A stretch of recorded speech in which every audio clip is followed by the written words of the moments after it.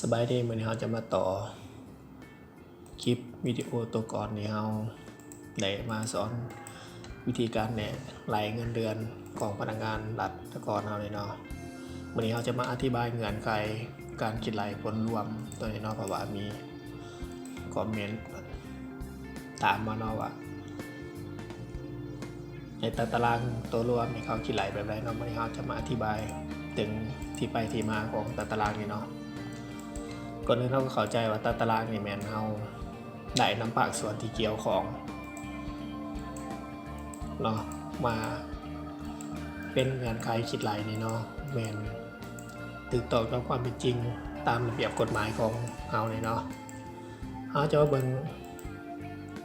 อธิบายเนาะเพราะว่าก่อนเราจะเขียนสูตรได้เราต้องมีความเข้าใจ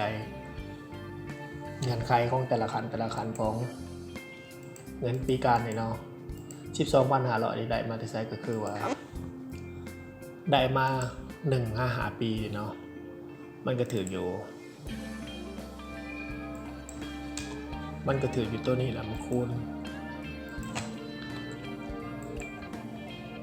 ณหาเนาะมันก็จะออก12,500ตัวนี้ก็เอา15มาลบ6มันก็ได้อยู่10เนาะก็เอามาคูณ10มันจะออกเป็น50,000นี่เนาะในเกณฑ์ของแต่ละเกณฑ์นี่เนาะในส่วนระยะของเวลา6 ปี55 ปีนี่5,000นี่มันจะถือตัว50,000เนาะตัวนี้ก็คือการเอา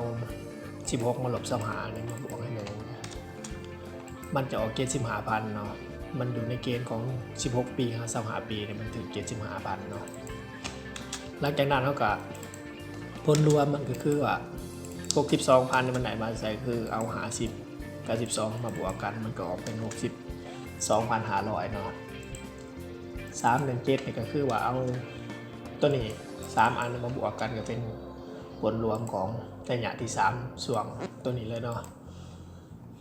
เราจะมาอธิบายสูตรเพิ่มเติมเลยเนาะเป็นยังเราต้องมาคูณให้หา12,500นี่เนาะสูตรนี่บีบนี่เนาะก็เพราะว่ามันเงื่อนไขที่2นี่เงินปีการใน12,500มันต้องได้บวกเพิ่มเข้ามันจึงจะถูกต้องกับเงื่อนไขที่เรากำหนดไว้ถ้าเราบวกเขามัน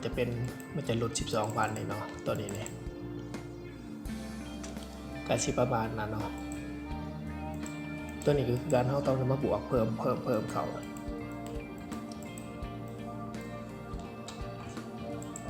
มันก็จะเป็นประมาณนี้เนาะเงื่อนไขตัวนี้แมนเราได้นำประเด็นของการที่เกี่ยวของเนาะแมนนั่งนำใส่ในปี2020หรือนั่งนำใส่เนาะแต่เราเห็นเวียกมาจากปีเขาจะหัวเงินปีการเขาถือตัวใดเขาก็นำใส่สูตรตัวนี้เนาะไปคิดไหลไปเขียนได้เลยเนาะส่วนให้เวียกหาปีมันจะถึงอยู่12,500นี่เนาะเกณฑ์ตัวนี้เลยเนาะ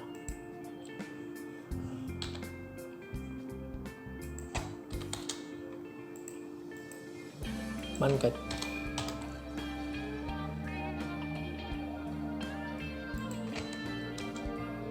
จะประมาณนี้เนาะเงื่อนไขของกำหนดต่างๆเป็นเอาปฏิบัติตัวจริงเนาะเราจะหูว่าเขาเห็นเบียกจากปีมีเงินปีการต่อได้เขาก็ศึกษาเบิ่งคืนนำวิดีโอก่อนที่เราได้พาเขียนสูตรนี้เนาะมื้อนี้เราก็จะขอจบเพียงเท่านี้เนาะในการอธิบายผลรวมต่างๆว่ามันได้มาที่ไสเนาะในตารางตัวนี้เนาะถ้ามีคำบอกคำว่าใดบ่ถูกต้องอย่างไรก็ให้ตำหนิติชมส่งข่าวมาได้เนาะที่ทางสองของเราจะพยายามปรับปรุงแก้ไขในมื้อหน้าเราจะมาเขียนพังสั้นในการคิดรายเงินปีการนี่เนาะมันจะเป็นปีที่3เนาะถ้าสนใจจังใดก็กดติดตามถ้ารับชมคลิปวิดีโอใหม่ๆทั้งสองของเราจะอัปเดตลงเป็นประจำเนาะเป็นมื้อนี้ก็จะขอจบเพียงเท่านี้เนาะอย่างไรก็อย่าลืมกดติดตามกดไลค์กดแชร์ขอบใจ